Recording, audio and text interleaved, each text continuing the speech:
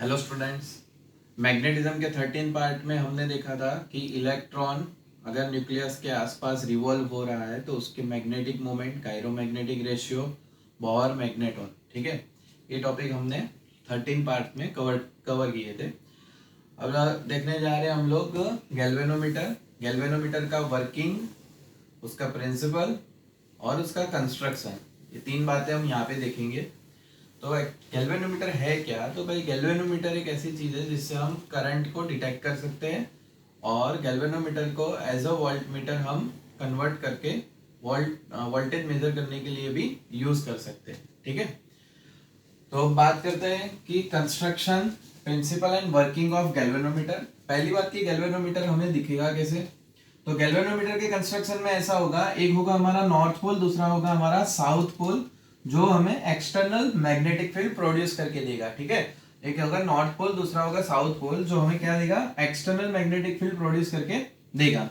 अच्छा, ये जो है आपको दिख रहा है वो हमारा है सॉफ्ट आयरन कोर, ठीक है। ये वाला जो पोर्शन है ये सिलिंड्रिकल टाइप होता है और हम जो यहाँ पे अभी रिप्रेजेंट कर रहे हैं वो है हमारा टॉप व्यू, बराबर। हम यहाँ पे क्या रिप्रेजेंट कर रहे हैं? टॉप व्यू, यानी हम यहाँ से देख रहे हैं, बराबर। ये कंस्ट्रक्शन ऐसे है, नीचे है, हम उसे ऊपर से देख रहे हैं और हमें ये कंस्ट्रक्शन ऐसे दिख रहा है, ठीक है। ये सिलिंड्रिकल शेप में होता है, सिलेंडर ऐसे है, ठीक है। हमारा सिलेंडर कुछ इस तरह है और इसके ऊपर वाइंडिंग किया होता है, ये सिलेंडर पे वाइंडिंग किया होता है इस तरह। हमारा सिलेंडर ऐसा है, ये सिलेंडर है और सिलेंडर के ऊपर ऐसे वाइंडिंग किया होगा, ठीक है। ये नॉर्थ, ये साउथ और यहाँ पे सेंटर पे एक स्प्रिंग को पिवट किया होता है, जो स्प्रिंग हमारा रिस्टोरिंग फोर्स प्रोड्यूस करेगा। जब भी गैल्वेनोमीटर में ये जो पॉइंटर है वो डिफ्लेक्ट होगा तो ये स्प्रिंग उसे वापस लाने का काम करेगा, मतलब रिस्टोरिंग टॉर्क यहाँ पे प्रोड्यूस होगा। अब बात ये आ रही है कि हमारा जो पॉइंटर है वो क्यों घुमा, ठीक है। तो ये जो हम वाइंडिंग करते हैं उसमें सप्लाई से करंट पास होता है, जो हमारी सर्किट में हम गैल्वेनोमीटर को ज्वाइंट करेंगे तो यानी करंट आएगा। गैल्वेनोमीटर किसके लिए यूज होता है? टू डिटेक्ट द करंट, यानी करंट को डिटेक्ट करने के लिए क्या यूज होगा? गैल्वेनोमीटर। तो हमारी सर्किट में हमने क्या किया होगा? कोई वायर जा रहा है, उसमें बीच में गैल्वेनोमीटर ज्वाइंट कर दिया होगा। अब यहां से करंट आ रहा है, गैल्वेनोमीटर में कुछ हो रहा है, करंट यहां से निकल जा रहा है, तो वो करंट कितना है माइक्रोमीटर, मिलीमीटर में हमें मेजर करने के लिए क्या यूज होता है? गैल्वेनोमीटर यूज होता है, ठीक है। अब गैल्वेनोमीटर में ऐसा तो क्या हो रहा है? बिकॉज ऑफ वो करंट, जो करंट आ रहा है उसकी वजह से गैल्वेनोमीटर में ऐसा क्या हो रहा है कि वो जो पॉइंटर है वो डिफ्लेक्ट हुआ और हमें ऐसा बताया कि इसमें से इतना करंट ये डायरेक्शन में पास हो रहा है, ठीक है। तो आगे देखते हैं कि भाई ये है सिलिंड्रिकल टाइप। अब इसका कंस्ट्रक्शन हमारा ये रहा, सिलिंड्रिकल टाइप इस तरह होगा, ठीक है। ये हम ऐसे रखा हुआ है, ये जो वाइंडिंग है, ये येलो कलर की जो स्ट्रिंग है मैंने उसे वाइंडिंग करके बताया है, तो कुछ इस तरह रखा हुआ है एक्चुअली। तो आपको दिखेगा ऐसे। तो हम टॉप व्यू देख रहे हैं इसलिए हमें पूरा सिलेंडर दिखने वाला नहीं है, सिर्फ ये वाला पोर्शन दिखेगा। तो सिलेंडर का, सॉफ्ट आयरन कोर का, हमें सिर्फ ये वाला पोर्शन दिख रहा है जिसमें हमने वाइंडिंग कुछ इस तरह करके दिखाया है। ये रहा वाइंडिंग, ठीक है। अब देखो जो हमारी कॉइल है वो कॉइल इस तरह जा रही है यहां से ऐसे, ठीक है। तो ये कॉइल का जो येलो कलर की कॉइल है उसका एरिया वेक्टर कैसे होगा? उसके परपेंडिकुलर होगा। ये कॉइल है, उसका एरिया वेक्टर कॉइल के प्लेन के परपेंडिकुलर होगा, ठीक है। तो एरिया वेक्टर कहां पे, वो पहले याद रखो, ठीक है। आगे चलते हैं। इसमें जो आपका मैग्नेटिक फील्ड प्रोड्यूस हुआ है due to north and south, ये देखो सिलेंड्रिकल मैग्नेट लिया मैंने। तो सिलेंड्रिकल मैग्नेट से क्या होगा? आपका जो मैग्नेटिक फील्ड यहां से जो प्रोड्यूस होता है वो रेडियल डायरेक्शन में होगा, ठीक है। दूसरी बात कि यहाँ पे सॉफ्ट आयरन कोर है यानी फेरोमैग्नेटिक मटेरियल है, तो ये क्या करेगा? मैग्नेटिक फील्ड को उसके अंदर से पास होने देगा, यानी यहां से मैग्नेटिक फील्ड ऐसे अंदर से पास होके फिर ऐसे जा रही है। यहाँ पे भी ये मैग्नेटिक फील्ड लाइंस ऐसे अंदर से पास हो रही है, यहाँ पे भी ऐसे अंदर से पास होके ऐसे जा रही है, यहाँ से भी ऐसे जा रही है, यहाँ से ऐसे सीधा चली जाएगी ऐसे, ठीक है। तो magnetic field is in radial direction, और जो रेडियल डायरेक्शन में मैग्नेटिक फील्ड होता है ना वो स्ट्रॉन्ग बनाता है। मैग्नेटिक फील्ड को स्ट्रॉन्ग बनाने के लिए भी हम इसे सिलिंड्रिकल टाइप रखते हैं, जिससे मैग्नेटिक फील्ड हमारा कैसा बनेगा, थोड़ा स्ट्रांग बनेगा। ठीक है, अच्छा आगे चलते हैं। ये जो कॉइल है वो कॉइल की डायरेक्शन कुछ इस तरह है। जो डायरेक्शन में कॉइल होगी वो डायरेक्शन की मैग्नेटिक फील्ड लाइन हमें कंसीडर करनी है, क्योंकि वही इसके ऊपर इफेक्ट करने वाली है। ठीक है, तो आगे बढ़ते हैं। देखो ये रेडियल, मैं पूरा आपको कंस्ट्रक्शन वगैरह दिखा देता हूं कि भाई ये परमानेंट मैग्नेट्स है, नॉर्थ एंड साउथ। ये आपका सॉफ्ट आयरन कोर है, जो अभी मैंने सिलिंड्रिकल दिखाया वैसे, उसमें वाइंडिंग अभी मैंने बताया था वैसे है। आपको सिर्फ आगे वाला पोर्शन दिख रहा है, और ये हमारा वाइंडिंग हो चुका है। रेडियल डायरेक्शन का मैग्नेटिक फील्ड यहाँ पे प्रोड्यूस होगा जब भी गैल्वेनोमीटर में से करंट पास होगा। जब गैल्वेनोमीटर में से करंट पास होगा तब ये करंट कैरिंग लूप, यानी ये हमारी जो लूप है, बराबर, ये वाइंडिंग है, कॉपर वायर का वाइंडिंग किया होगा। ये कॉपर वायर वाइंडिंग में क्या होगा, जैसे समझो कि ये गैल्वेनोमीटर है, उसका कुछ कंस्ट्रक्शन है, यहां से ये वायर आया, यहां से वो वायर निकल गया, यानी एक बड़ी सी सर्किट है। वो सर्किट के बीच में कहीं पे मैंने ये गैल्वेनोमीटर रखा है। ठीक है, यहां से करंट आया, करंट पास हो रहा है। अब गैल्वेनोमीटर में, पहले गैल्वेनोमीटर ऐसा था, जैसे करंट आया गैल्वेनोमीटर क्या कर रहा है, डिफ्लेक्शन दिखा रहा है। यानी गैल्वेनोमीटर के अंदर के जो सॉफ्ट आयरन कोर है या सॉफ्ट आयरन सिलिंड्रिकल शेप है, वो क्या होगा, ऐसे घूमेगा। अब ये घुमा क्यों, तो भाई जब इसमें से करंट पास होगा तब ये वाली जो येलो कलर की हमारी जो कॉइल है, ये कॉइल में से भी करंट पास होगा। अब कॉइल में से करंट पास हुआ, दूसरी बात ये जो कॉइल है वो एक्सटर्नल मैग्नेटिक फील्ड में है, तो वो टॉर्क वाली थियरी याद करो कि जब भी कॉइल में से करंट पास होगा तब इसमें फोर्स हमें कुछ ऐसे लगेगा और इसमें फोर्स ऐसे लगेगा, तो कपल हुआ, कपल तो टॉर्क मिला, इसलिए ये सिलेंडर क्या हुआ, ऐसे घुमा। अब ये सिलेंडर घुमा तो इसके साथ क्या होता है, ऐसे पॉइंटर रखा होता है। ठीक है, ये हमारा पॉइंटर है जो हमें इंडिकेट करता है, इंडिकेटर भी बोल सकते हैं। ये हमारा इंडिकेटर है जो इंडिकेट करेगा, ठीक है, कितना एम्पियर है, कौन सी डायरेक्शन वगैरह। तो जैसे मैंने यहाँ पे ये रखा, बराबर। अब इसमें ये कॉइल में क्या प्रोड्यूस हो रहा है, आपका टॉर्क प्रोड्यूस हो रहा है, और ड्यू टू टॉर्क ये क्या हो जाएगा, ऐसे रोटेट होगा। तो पॉइंटर पहले ऐसे गैल्वेनोमीटर में बीच में था, अब ये साइड ऐसे रोटेट हुआ, तो पॉइंटर भी हमारा ऐसे हो जाएगा। देखो यहाँ पे बता रहा हूं, पहले ऐसे था, ये हमारा पॉइंटर है, अब ये घुमा, यानी पॉइंटर भी घुमा, पॉइंटर ऐसे था, फिर ये घूम के ऐसे हो गए। तो पहली बात ये आ रही है कि सपोज करंट, ये कॉइल में से सपोज करंट इधर से इधर जा रहा है, इसलिए ऐसे घुमा, तो पॉइंटर भी हमारा इस साइड आया।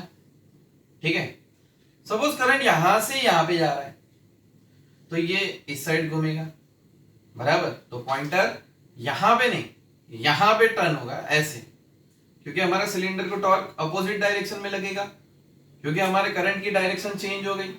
पहले करंट की डायरेक्शन यहां से आ रहा था, ऐसे आ रहा था, तो हमारा ये सिलेंडर ऐसे घुमा। अब ये करंट यहां से आ रहा है, यहां से निकल रहा है, मतलब करंट ऐसे जा रहा है, तो सिलेंडर ऐसे घुमा। तो गैल्वेनोमीटर किसके लिए यूज हो सकता है, for the direction of current, कि करंट कौन सी डायरेक्शन में पास हो रहा है वो भी हम जानने के लिए गैल्वेनोमीटर यूज कर सकते हैं। यही बात बतानी थी। अच्छा आगे चलते हैं। तो हमने जो टॉर्क की बात की थी, रेक्टेंगुलर लूप में जो टॉर्क लगता है, वही कंसेप्ट से गैल्वेनोमीटर का कंस्ट्रक्शन किया हुआ है। ठीक है, अब बात आ जाती है कि भाई ये भी कॉइल है, बराबर, ये कॉइल का वाइंडिंग किया था, यानी ये भी कॉइल है। अब करंट पास कर रहा हूं तो ये कॉइल पे दो फोर्स लग रहे हैं, एक ये वाली साइड पे, एक ये वाली साइड पे, इधर ऐसे लग रहा है, इधर ऐसे लग रहा है, तो कपल हुआ, तो ये कॉइल क्या हुई, रोटेट हुई, ऐसा हम पढ़े थे। ठीक है, तो यहां पे ये क्या होगा, ये कॉइल रोटेट होगी, कॉइल रोटेट होगी तो ये पॉइंटर रोटेट होगा। अब आपने करंट बंद कर दिया, अब जब आप करंट बंद करते हो तो ये जो पॉइंटर है अपनी जगह पे वापस आना चाहिए, तो अपनी जगह पे वापस आने के लिए उसका जो काम कर रहा है वो कौन कर रहा है, ये स्प्रिंग कर रही है, बराबर। जो सेंटर पे यहाँ पे जो आपकी स्प्रिंग रखी हुई है, ये स्प्रिंग का काम क्या है, वो पॉइंटर को अपनी जगह वापस लाएगा, यानी ये स्प्रिंग। अच्छा, जब करंट पास कर रहे हो तो रेक्टेंगुलर लूप में से जो करंट पास हो रहा है, जब आप करंट पास करोगे तो रेक्टेंगुलर लूप में से जो करंट पास हो रहा है उसकी वजह से आपका जो टॉर्क प्रोड्यूस हुआ, वो टॉर्क की वजह से पॉइंटर ऐसे गया। ठीक है, हमारा पॉइंटर ऐसे गया। अब ये जो स्प्रिंग है वो क्या प्रोड्यूस करेगी, रिस्टोरिंग टॉर्क प्रोड्यूस करेगी। इसकी वजह से क्या होगा, पॉइंटर जो ऐसे गया है वो तुरंत वापिस आएगा। जैसे ही करंट बंद हो जाएगा, यानी स्प्रिंग में रिस्टोरिंग टॉर्क की वजह से वो वापिस अपनी जगह पे आ जाएगा। ठीक है, तो पॉइंटर ऐसे गया, रिस्टोरिंग टॉर्क लगा, वो वापिस आ गया। तो now what is restoring torque. अच्छा, वो टॉर्क का तो इक्वेशन पता है कि भाई इसमें से करंट पास हुआ ये लूप में से, तो उसके टॉर्क का इक्वेशन क्या होता है, torque is equals to NIAB sin theta. ठीक है, तो NIAB sin थीटा की वजह से वो ऐसे गया। अब स्प्रिंग में जो रिस्टोरिंग टॉर्क है उसकी वजह से वो वापिस आने वाला है। तो स्प्रिंग का रिस्टोरिंग टॉर्क कौन सा होगा हमारा, K5। सर KX होता है, KX किसके लिए होता है, K5 किसके लिए होता है, वो भी बता देता हूं। यहां पे जो स्प्रिंग है बराबर, वो सर्कुलर रोटेट होने वाली है, मतलब ऐसे स्प्रिंग है हमारी, क्लियर, और उसका रोटेशन हमारा कुछ ऐसे होने वाला है। ठीक है, ऐसे, इसलिए स्प्रिंग वापिस ऐसे रोटेट होगी। हम यहाँ पे ये वाला नहीं सिखा रहे कि भाई ये पहले लेंथ L थी, फिर इसको खींचा तो लेंथ हो गई हमारी L+X, तो रिस्टोरिंग फोर्स FKX लगा। ये रिस्टोरिंग फोर्स है, it is not restoring torque. ठीक है, तो गलती ना हो, ये रिस्टोरिंग फोर्स है। F = KX is the restoring force, not torque. तो रिस्टोरिंग टॉर्क क्या होगा, K5। क्या होगा, K5। ठीक है, where phi is deflection, deflection in spring। Suppose मैं आपको एक एग्जांपल बता देता हूं कि ये रिजिड सपोर्ट है। ठीक है, यहां पे ये आपने रस्सी लगा दी, रस्सी लगाने के बाद ये आपने ऑब्जेक्ट ले लिया। अब ये ऑब्जेक्ट को आप ऐसे घुमा रहे हो, तो ये रस्सी में क्या होगा, ऐसे आपको डिफ्लेक्शन मिलेगा, एंगुलर डिफ्लेक्शन। ठीक है, ये रस्सी ऐसे थी, अब आप ऑब्जेक्ट को घुमा रहे हो तो रस्सी में क्या प्रोड्यूस होगा, यहाँ पे ऑब्जेक्ट है तो ये क्या प्रोड्यूस हुआ, रस्सी में एंगुलर डिफ्लेक्शन प्रोड्यूस हुआ।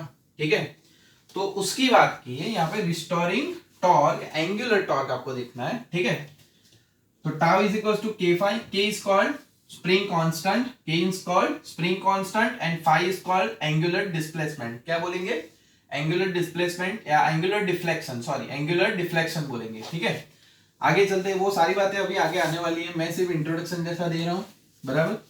चलो अभी उसका कंस्ट्रक्शन देख लेते हैं और प्रिंसिपल देख लेते हैं। तो नाउ कंस्ट्रक्शन, तो कंस्ट्रक्शन ऑफ ये पढ़ लेता हूँ, यही बातें मैंने आपको समझाई यहाँ पे। Construction of galvanometer is shown in figure. Galvanometer consist of many turns winding on soft iron core, मतलब ये सॉफ्ट आयरन कोर है, उसके ऊपर बहुत सारे वाइंडिंग्स होते हैं।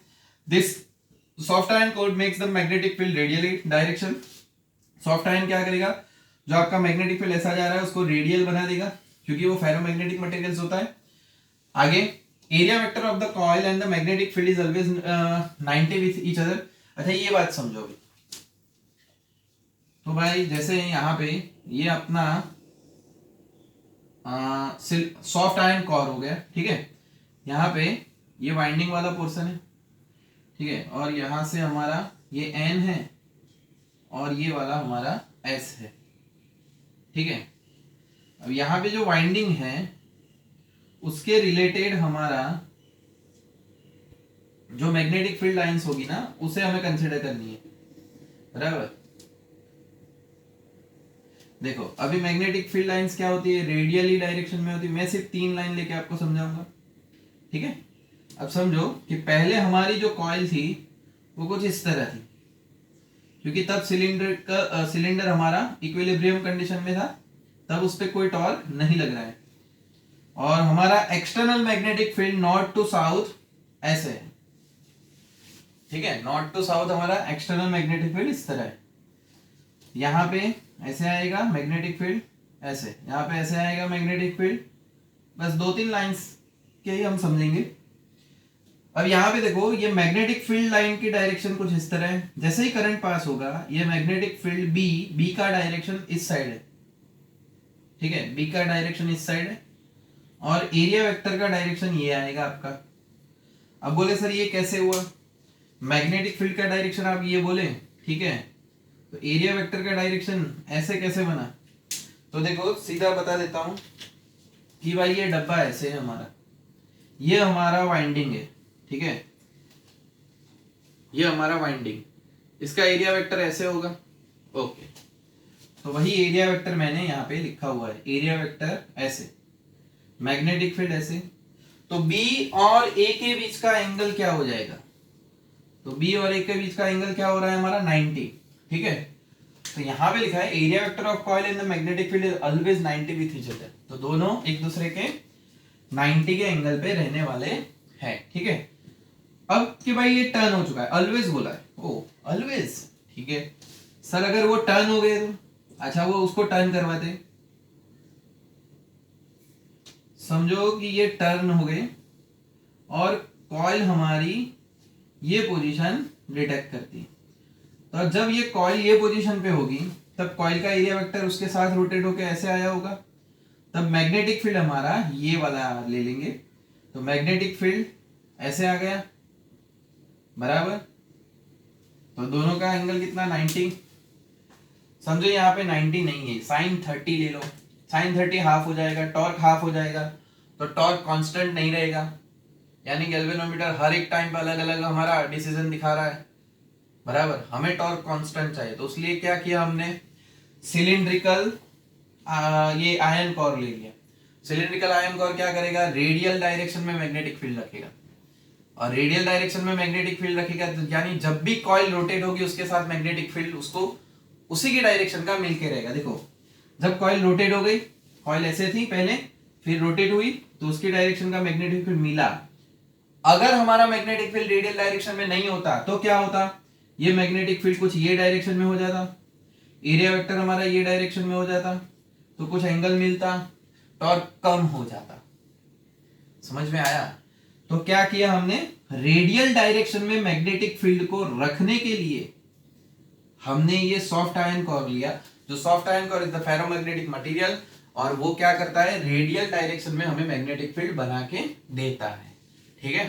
तो ये एक रीजन था कि सॉफ्ट आयन कोर क्यों लिया, उसका ये रीजन था कि यहाँ पे NS थ्रू जो एक्सटर्नल मैग्नेटिक फील्ड मिलता है उसे रेडियल डायरेक्शन में बना के देता है बराबर। आगे चलते हैं। So the maximum torque will be produce in coil, और जो ये कॉइल है उसे रोटेट करवाने के लिए ऑलवेज मैक्सिमम टॉर्क ही यहाँ पे प्रोड्यूस होगा, ठीक है। तो torque is given by torque is equals to NIAB sin theta, theta is 90, so torque is NIAB, यानी गैल्वेनोमीटर में कहीं पे भी हम टॉर्क लेंगे वो कितना लेंगे, NIAB, ठीक है। आगे चलते हैं। When coil is deflect by phi, अगर कॉइल phi जितना डिफ्लेक्ट करता है, angular deflection of coil is phi, then the restoring torque produced in the spring which is pivoted at the center of soft iron, अभी बताया वैसे centre पे। अच्छा ये pivoted है ना, यहाँ पे होता है नीचे ये वाले पोर्शन पे, ठीक है। यहाँ पे ड्रॉ करके यहाँ पे बताया है लेकिन होता नीचे है। ये हमारा ऐसे है, ये वाइंडिंग जो है, ये वाइंडिंग ये हो रहा, और स्प्रिंग जो होता है वो यहाँ पे होता है नीचे वाले पोर्शन, ठीक है। अच्छा तो अब क्या होगा, जब ये रोटेट होगा ऐसे, तो ये जो स्प्रिंग है, स्प्रिंग में क्या प्रोड्यूस होगा हमारा, रिस्टोरिंग टॉर्क प्रोड्यूस हो जाएगा, ठीक है। तो लिखा हुआ है the torque, restoring torque will produce in the spring which is pivoted at the centre of soft ion. This restoring torque balance the torque produced in coil, जो कॉइल में जो टॉर्क प्रोड्यूस हुआ है उसे कौन बैलेंस करता है, restoring torque balance करेगा। तो pointer shows the reading of current, जो पॉइंटर है वो क्या दिखाता है हमें, रीडिंग ऑफ करंट दिखाता है, direction of current and reading of current. Now ये हमारा प्रिंसिपल है, ठीक है। ये coil experience a current dependent torque, current dependent torque मतलब क्या कि भाई जब भी कॉइल में से कोई करंट पास होगा तो ही टॉर्क प्रोड्यूस होगा, so it is called current dependent torque. Another torque हमें कंसीडर करने नहीं है, ठीक है। तो coil experience a current dependent torque which tends to rotate the coil, और वो जो करंट डिपेंडेंट टॉर्क प्रोड्यूस होता है उसकी वजह से ये कॉइल क्या होती है, रोटेट होती है बराबर। which tends to rotate the coil and produce the angular deflection, और उसमें एंगुलर डिफ्लेक्शन कितना प्रोड्यूस होगा हमें पता है, phi, कितना प्रोड्यूस होगा, phi, ठीक है। इसका आगे उसका वर्किंग देखते हैं बच्चों।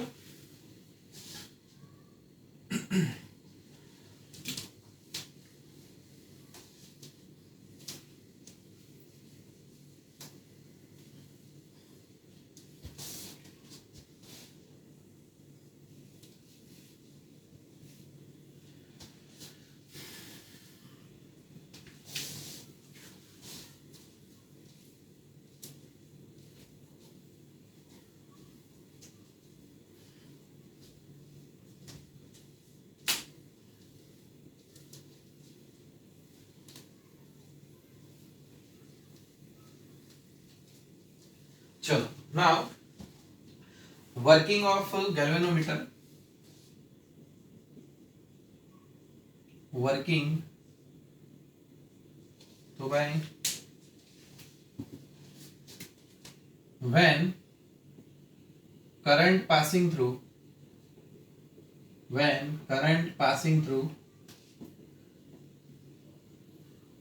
कॉइल, जब ये कॉइल में से करंट पास होगा तो क्या प्रोड्यूस होगा, torque will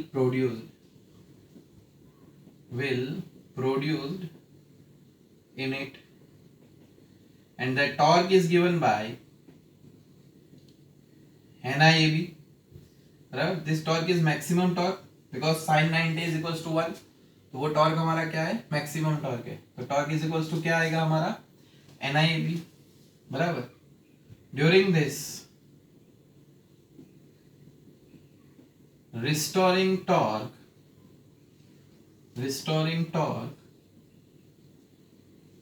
will produced by spring pivoted at center of soft iron core, and that torque is given by K phi, where K is called spring constant, ठीक है, spring constant, spring torsional constant है, और phi is called angular deflection, phi is called angular, angular deflection, ठीक है।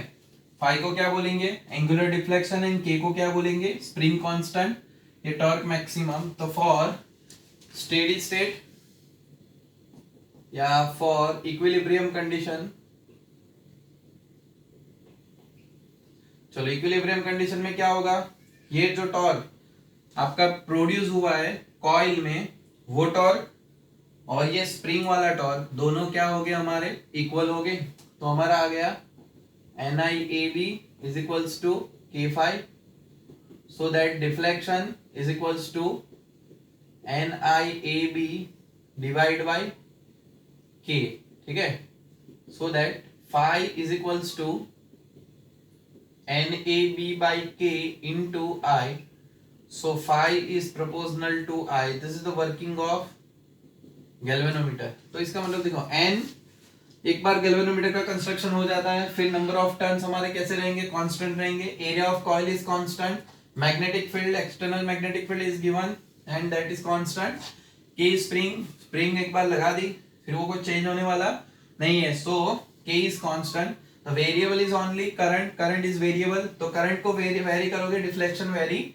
होगा, यानी जितना current ज्यादा उतना डिफ्लेक्शन ज्यादा रहेगा, तो फाई इज प्रोपोर्शनल टू आई, ठीक है। तो ये हो गया, हम ऐसा लिख सकते हैं कि मोर करंट गिव्स मोर डिफ्लेक्शन,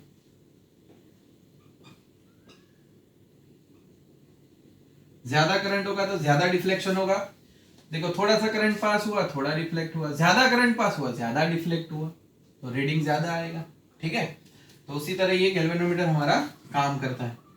नाउ एक छोटी बात इसके साथ बता देता हूं, फिर वैसे भी इसका क्वेश्चन आंसर हमारा अलग से आएगा, लेकिन यहाँ पे नीचे दिखा देता हूं कि phi divide by I, phi by I is equals to NAB divide by K, यानी deflection per unit current, deflection per unit current